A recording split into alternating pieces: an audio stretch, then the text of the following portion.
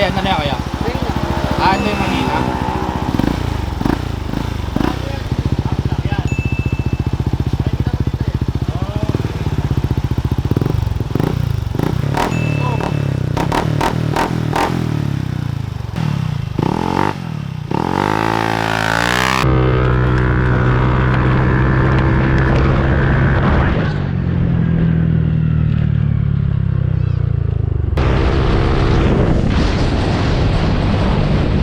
Cellphone ko nalaglag.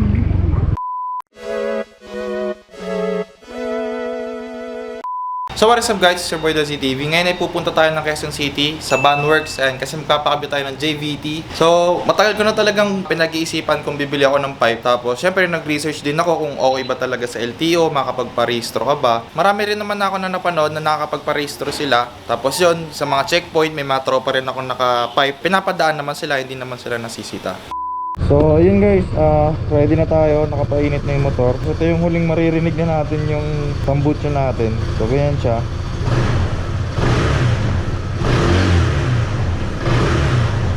So sakto lang talaga, tunog stock lang. Pero ngayon papa-upgrade na natin ng JVT.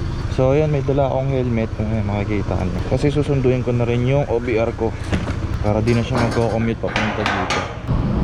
Ito na guys, nakalabas tayo ng Mindanao Ave. Putik. Sobrang layo ng biyahe, grabe.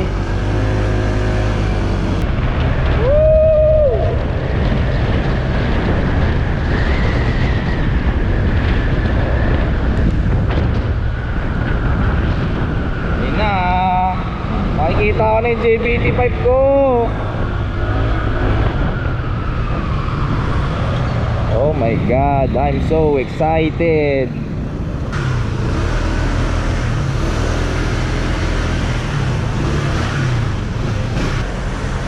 Ito PCX 160 NMAX Aerox. Magkaiba pala, Aerox B1 at B2. Ito Click B2, B3. Dalawa, mayroon pang stock na isa. Ayan, tapos message lang kayo sa page ni Sir Van. Ready na sir Maya nakabit kaya. Kain muna ako. Sakto nga lang. Kain muna ako, layo ng biyahe. Simula Bulacan. So ayun guys, kain muna tayo. Sisig saka itlog.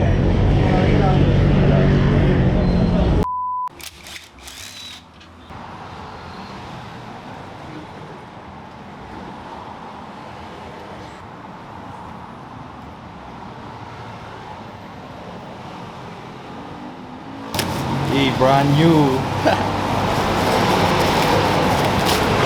Huwag mo sirahin kaya. Diyan ko lalagay yung stock eh. Ano? Yun no.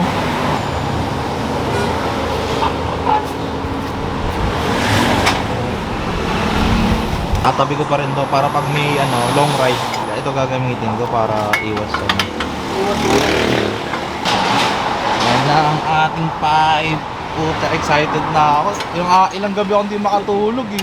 Simula nung narinig ko yung sayo, binomba-bomba ka ba, no? Nabudol ako ni Sir Jan dyan eh. Sabi ko mga next month pa eh. Napaaga. Wala pang 2 linggo. Sir, buti nga mayroong stock doon kuya. Kadalasan kasi pag sa PCX daw nire-retubo daw. Oo. Buti mayroong stock nga pang plug and play na lang. Yan, para pala sa mga magtatanong, ang presyo po ng JVT pipe, yan, yung pinaka normal na kulay lang is 5,650 pesos. Yan, dito yun sa Banworks. Tapos, alam ko iba rin yung presyo nung parang titanium yung yung tubo. Pero ganda rin pag silver lang eh, taktuan lang. Tapos ito yung niya, heat guard. Ay, may JVT rin na nakalagay. So, para sa mga nagtatanong, ay nagka-carbon din sa Serban. Yan. Carbon body. Twill. Yung twill. Tapos honeycomb. Yan, honeycomb din to. Twill. Ganda. Tipin mo, ito nakalagay sa PCX ko, no? Yay. Ito yung likod niya. Talagang legit na carbon siya guys, hindi lang pinatong. So, ang gaang niya. Carbon Lodi. Fender, front fender. So, message nyo lang sa Sir Van, yung page niya, Vanworks. Ang daming motul, oh. Baka naman, Sir Van. JBT, CBT Panggili. May setup din sila dito. Mga panel. Mags. Ayun, pwede to. Add swap na lang sa mga stock, ha. Pero to kasi Racing Boy. Then sa mga naghanap ng G-Ren. Ayun, oh. Meron din silang G-Ren dito. Ayun, sa mga tangke. Ayun, yung gusto magpa-upgrade ng tangke nila. Papalakihan. Ayun, pwede rin yung add swap. Ayun, add swap na lang dito yan. Pwede rin yan add swap, 3,500. Pre-install na rin yan. Ayun yung iba pang carbon ni Sir. Iba pang carbon. Iba-iba. Ay, message lang kayo. Pareho na kayo ni Jandel. Parinig mo rito yung pang-kit. Nga kaya, mamaya. Putik.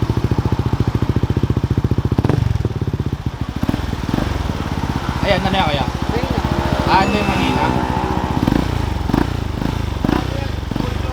Full close.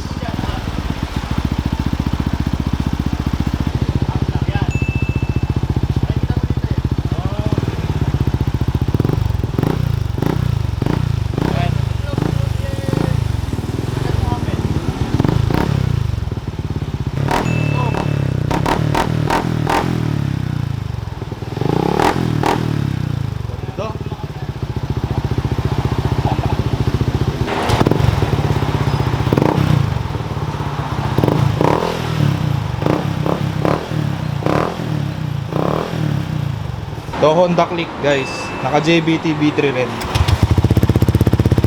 Ito full open din. Full open din siya.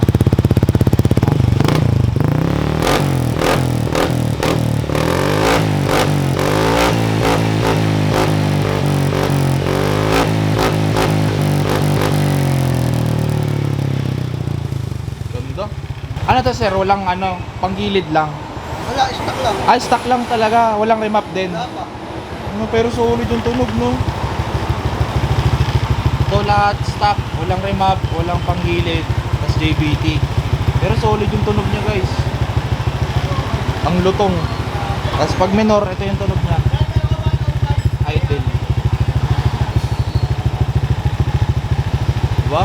Natutuwa ako sa itsura niya eh. Stock na stock lang yung dating niya eh, no? Pero yung tunog, yung gano'n. Hindi masakit sa tenga. Bass na bass lang talaga siya. Antayin ko lang yung OBR ko. Siya magdadala yan. Sa mga nagtatanong kung kailangan pa daw ba naka-CVT set, kailangan pa ipa-remap. So nakita nyo naman yung Honda Click ni Sir. Ay hindi pa siya naka-remap, hindi pa siya naka-set ng CVT. Pero tinan nyo na yung tunog, di ba? Sobrang ganda. Sa mga gusto bumili, and message lang kayo sa Vanworks. Sobrang solid guys, sobrang ganda, putik. Tsaka yung ano niya, yung lutong nung tunog niya, hindi masakit sa tenga. Tapos pag malayo, talagang hindi mo siya maririnig na sobrang lakas. Normal na normal lang yung tunog niya. Sir, una na kami. Thank you Sir John. Shot ko lang. Ano? Kaya? Ayan. Pwede naman. Baka ganyan. Okay ka na? Okay lang?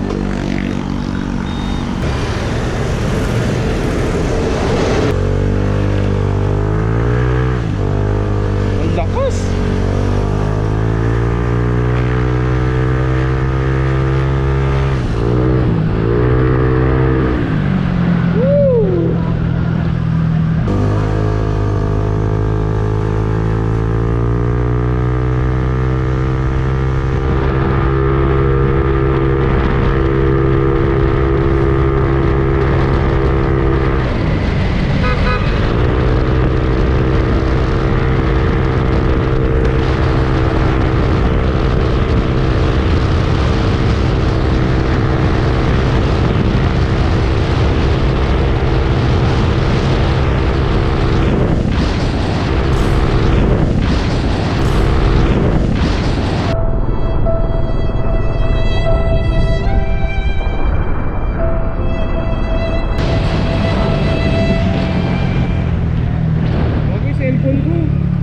Cellphone ko nalaglag. Ito. Tangin na, ang galing! Woo! Tangin na! Kinabahan ako! Kinabahan ako, gago!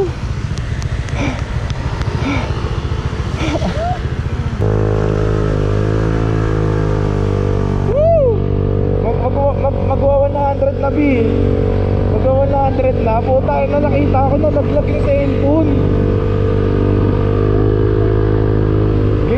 Ginros ko agad yung paa ko eh. Ginunong ko agad.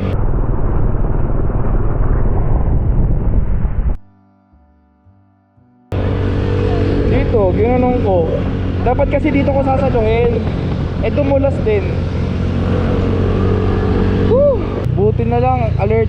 Mataas yung reflexes ko. Biiwas mo rin oh.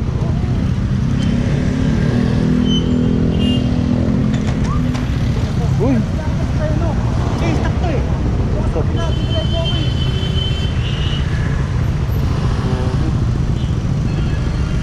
Buti na lang, ano lang.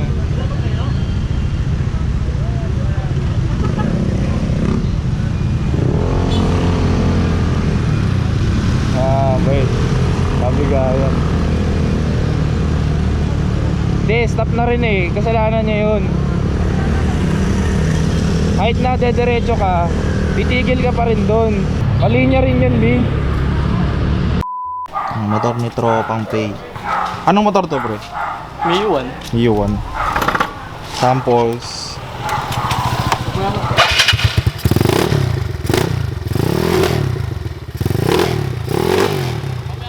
Old start. Test drive ni Tropang Pay.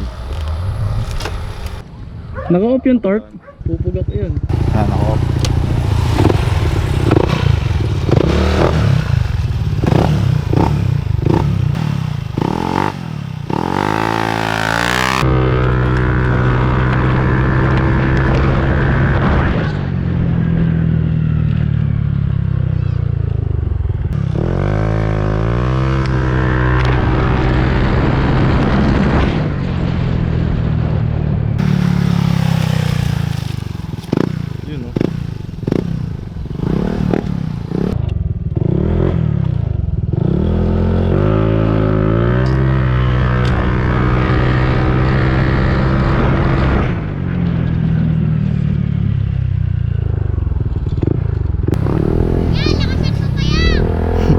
Lakas mo pa yan.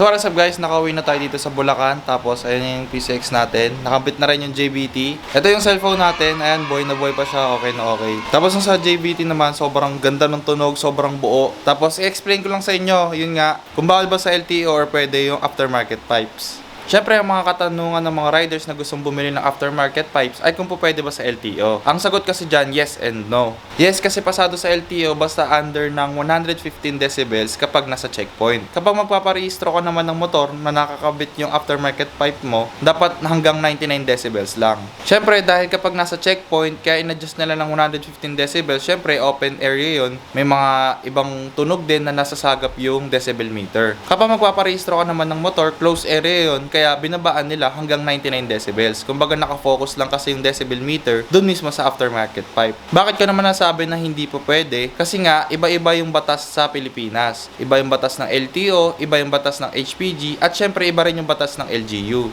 May mga lugar kasi na mahigpit na ipinagbabawal yung aftermarket pipes. Ito yung tatlong cities sa Metro Manila na pinagbabawal yung paggamit ng aftermarket pipe. Yun yung Taguig, Marikina, at yung Pasay. Iba-iba yung guidelines ng tatlong cities na to sa paggamit ng aftermarket pipe, pero isa lang naman yung meaning nun. Yun ay bawal gamitin ang aftermarket pipe pag nandun ka sa loob ng city nila. So pag dumaan ka dun sa cities nila tapos naka-aftermarket pipe ka, pwede kang tikitan, pwedeng kunin yung aftermarket pipe mo, at pwede nilang sirain. Nakadepende kasi sa enforcer yan kung anong gagawin nilang action sa paghuli sa'yo. And nakadepende rin naman sa atin yan kung paano natin sila kakausapin, kung magalang ba or sasagot tayo ng pabalang, di ba? Syempre kung tayong alam natin mali tayo na dumaan tayo sa city nila, kanila, tapos naka-aftermarket pipe tayo, tapos bawal, syempre, gagalang tayo sa kanila, tapos yun, hingi tayo ng pasensya. Tapos malay mo, mapagbigyan tayo, tapos syempre, wag nyo na lang siguro videohan kung alam mong mali ka na, di ba? So, ito yung mapapayo ko sa mga gustong bumili ng aftermarket pipe. Wala namang nagsasabing bawal, kasi syempre, motor mo yan, nasa sayo yan. Kung nahuli ka, syempre, ikaw gagastos niyan, hindi yung ibang tao. Bago ka bumiyahe, dapat alamin mo yung mga